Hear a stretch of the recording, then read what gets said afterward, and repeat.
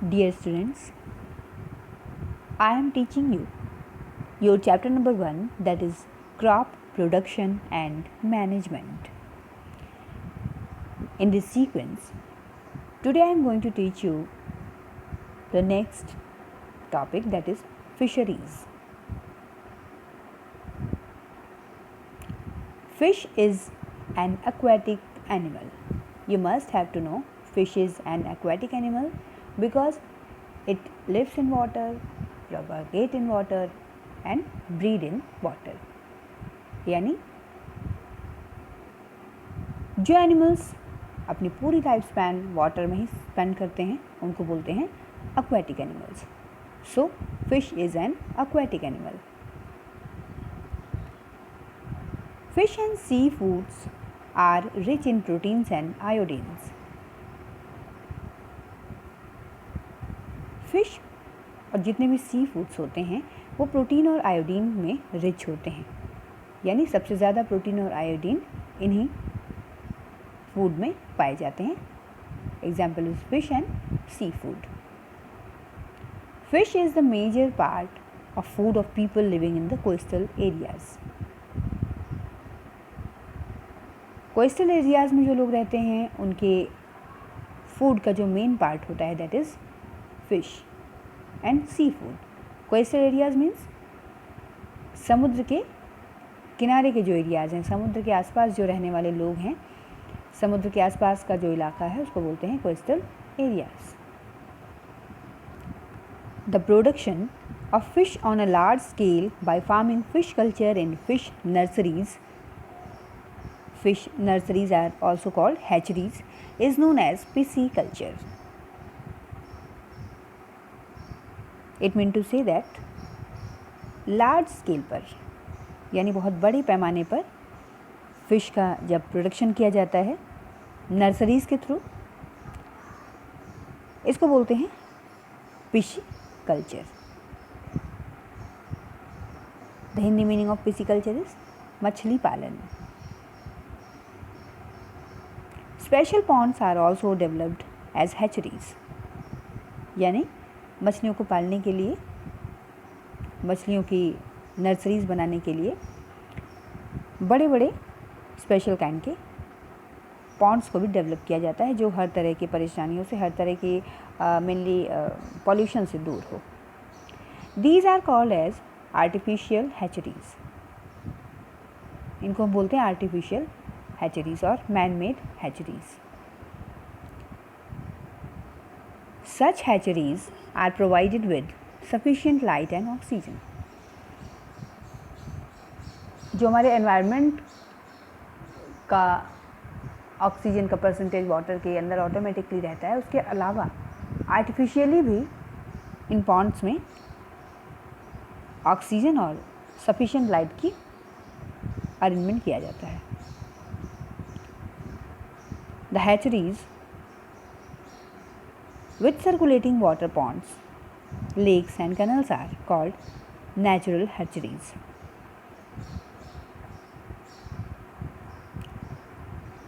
Automatically जो water Pond's, lake, canals, इन सब जगहों पर जो मछली पालन करते हैं उनको बोलते हैं नेचुरल हैचरीज़. उन नर्सरीज़ को बोलते हैं जहाँ पे छोटी छोटी फिशेस होती हैं, नेचुरली जहाँ पर होती हैं उसको बोलते हैं natural हैचरीज़. And the use of natural hatcheries has improved the survival rate of fish from 30 to 95%. Naturally अगर नर्सरीज़ में नरिश हो रही हैं, सर्वाइव हो रही हैं ये फिशेस, तो इनका जो सर्वाइवल रेट है ये 30% से स्टार्ट होकर 95% तक होता है. अगर जिस भी पर्टिकुलर पॉन्ड, लेक या कैनल में ये नर्सरीज़ हैं, अगर वो वहाँ का वाटर कंटेमिनेटेड नहीं है यानी पॉल्यूटेड नहीं है, तो 95% तक सर्वाइवल रेट हो सकता है, मछलियाँ वहाँ पर विकसित हो सकती हैं. और अगर वहाँ कंटेमिनेशन है देन इट रिड्यूस टू 30%. तो कुल मिला के ये कहना है कि अगर पिशिकल्चर करना है तो जो भी पॉन्ड का वाटर हो बिल्कुल नीट एंड क्लीन होना चाहिए and sufficient light and oxygen will be there. Adequate amount में लाइट और ऑक्सीजन की मात्रा वहाँ पर होनी चाहिए जिससे अच्छी तरह से पिसिकल्चर हो सकता है। The fish which breeds in sea water is termed marine fish. ऐसी फिशेस जो अपना पूरा लाइफ स्पैन सी वाटर में तय करती हैं, उनको बोलते हैं marine fish. These are found in the coastal areas such as sea water around Kerala, West Bengal, Mumbai. ये मराइन फिश कहाँ पे पाई जाती हैं? कोस्टल एरियाज़ में, just like Kerala, West Bengal and Mumbai. ये जितने भी कंट्रीज़ के नाम अभी मैंने लिए हैं, ये सब कोस्टल एरियाज़ में आने वाले कंट्रीज़ हैं। The fish which breed in water bodies such as pond, river, lakes are called freshwater fish. और सी वाटर के अलावा पॉन्ड्स, रिवर, लेक्स में जो फिशेस पाई जाती हैं उनको बोलते हैं fresh water fish. The difference between marine fish and fresh water fish is that marine fish breeds in sea water and freshwater fish breeds in pond, river and lakes. In order to maintain fish farm in good healthy state, regular monitoring of quality of water for dissolved oxygen pH is very important. यानी healthy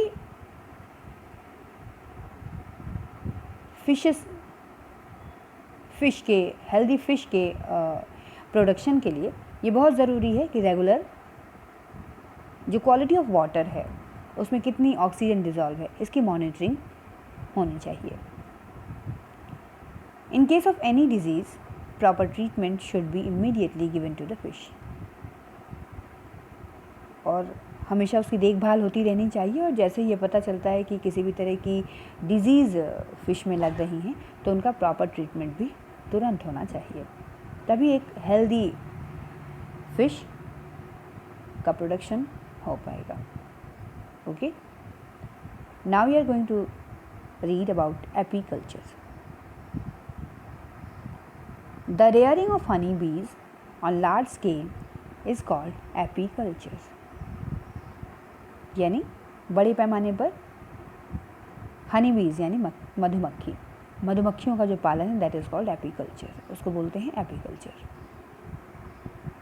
Honey बीज produce Honey, you know very well that Honey यानी शहद कहाँ से आता है? हनी बीज यानी मधुमक्खियों से आता है, मधुमक्खियाँ इन्हें प्रोड्यूस करती हैं। Honey is rich in sugar, minerals and enzymes. The big source of sugar, mineral and enzyme is Honey.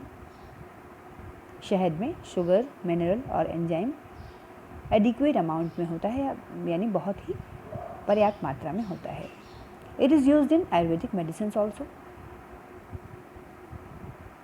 Ayurvedic जो मेडिसिन बनती हैं उनमें भी हनी का यूज़ होता है। Honey is produced by honey bee from the nectar of flowers and kept in bee hive. Flowers का जो नेक्टर होता है, यानी फ्लावर्स में जो एक अमृत बोलते हैं जो होता है फ्लावर्स के अंदर, वहाँ से ये मधुमक्खियाँ हनी बीज जो हैं वो उन नेक्टार्स को सक करके अपने सकिंग ट्यूब के ज़रिए ले आती हैं और बीहिव में यानी अपने छत्ते में कलेक्ट करती हैं। All activities such as laying of eggs, rearing of larva and pupa take place in Coombs.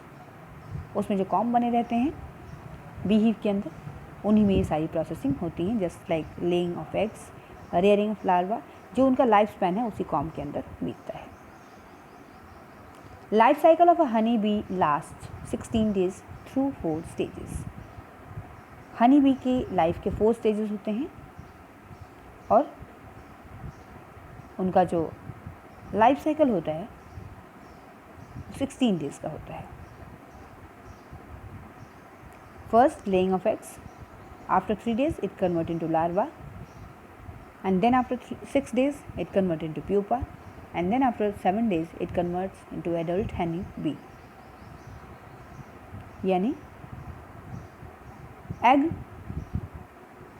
3 days के अंदर हैच आउट होकर लार्वा में कन्वर्ट होता है, फिर 6 डेज़ के बाद ये प्यूपा में कन्वर्ट हो जाता है और फिर 7 डेज़ के बाद ये एक एडल्ट हनी बी में कन्वर्ट हो जाता है, यानी एक डेवलप्ड मधुमक्खी का रूप ले लेता है।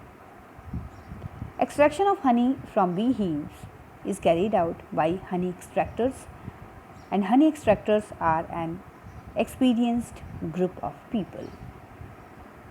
यानी अब इन बी हीव्स से यानी मधुमक्खी के छत्तों से जो हनी का एक्सट्रैक्शन होगा यानी हनी शहद निकाली जाएगी, वो हनी जो एक्सट्रैक्टर्स होते हैं वही इस काम को करते हैं और वो एक्सपीरियंस्ड होते हैं, यानी अपना ये काम करने में वो माहिर होते हैं। ऐसे एक लोगों का ये ग्रुप होता है जिनको बोलते हैं हनी एक्सट्रैक्टर्स।